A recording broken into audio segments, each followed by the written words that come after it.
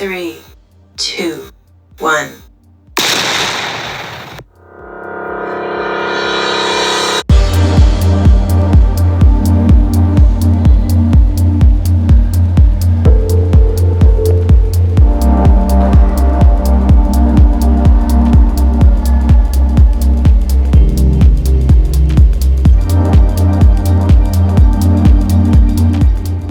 Hey, my bold and the beautiful fans, welcome back to the channel, and also welcome back to your daily dose of drama, betrayal, and why is everybody yelling in couture? You know what? I'm going to give you a few highlights, and then we'll go ahead and unpack all of this drama from this episode. First, we got Liam bumped, bruised, and totally clueless. We got Finn trying to be father of the year, sorta, especially since he don't know where Steffie and Liam is. We got in the Forrester war room, Zende got a conscience. And then we got Carter versus Deacon, the fight nobody asked for, but I guess we need it on screen. So without any further ado, let's go ahead and unpack this episode for April 8th. So we open up over at the hospital and surprise, Liam is alive, but Soapy's, he's looking rougher than a late season Hope for the Future collection. Now Steffie is right there by his side doing the supportive ex-wife who's still kinda into you type of routine, and she's sobbing like it's Emmy reel season. I thought you were dead. I mean, the girl is wailing. Girl, he is not dead, just concussed. Let's kind of dial it back. Anyway, Dr. Grace comes in giving major Grey's Anatomy meets daytime melodrama and start grilling Liam with memory questions. Liam? Blank as a Forrester resume without nepotism. Nada, zilch, poor guy looking at Steffie like, what's going on? Why am I here? And just to sprinkle in a little bit more guilt, Grace says that if he hadn't made it to the hospital in time, he'd be toast. And who saved him? None other than Steffie. So yes, you know she's the hero and the ex-wife. And I find it really interesting that she has not called anybody, his dad, Hope. I mean, he does have a kid with another woman. I mean, and even her own husband, who's in the same hospital at the same time that this is going on now that he's at work, and he still has no idea where his wife is. Now, let's talk about Finn, because Finn is in his office in that same hospital, confused as ever. Where's my wife? Where's Liam? He says while sipping a lukewarm espresso and casually mentioning that he left Kelly at a friend's house. Hold up, you left the kid with a friend because her parents just ghosted?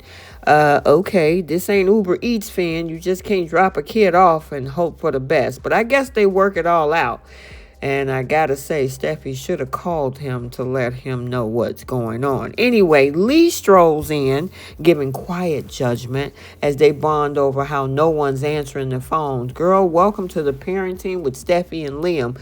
It's always chaos and low battery life. But we all know she is hyper-focused on Liam right now, so the rest of the world is non-existent to Steffie. Over at Forrester, Ridge is out here doing PR control, telling Zende not to worry about Hope for the Future getting cut. There's plenty of work, and Ridge says that with a smile that screams possibly gaslight gatekeeping, I guess Grandpa Couture.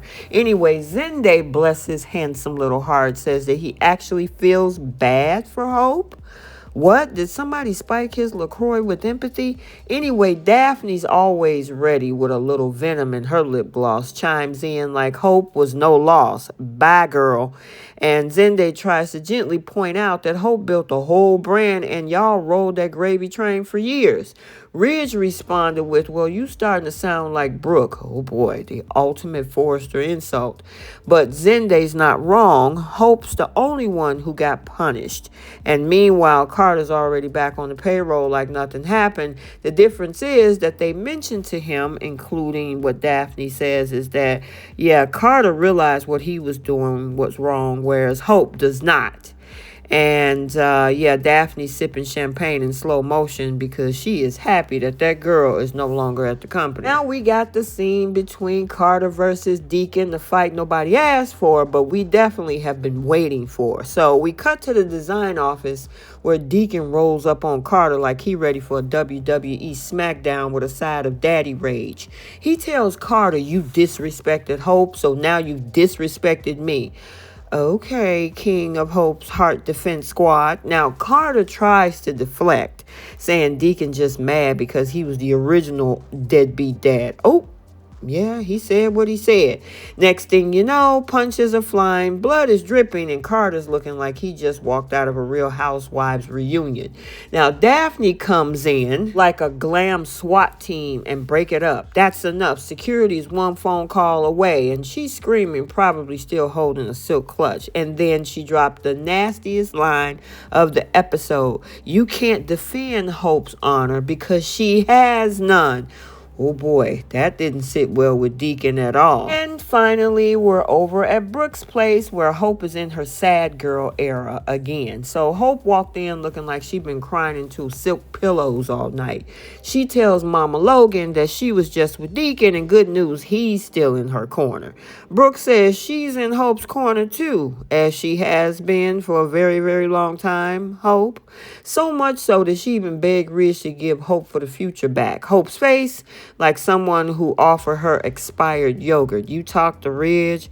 Girl, please, waste of time. Then we get to the emotional gut punch. Hope says Carter didn't fight for her when it mattered. He stood by and chose the Forresters over everything they built together. And he kissed Daphne.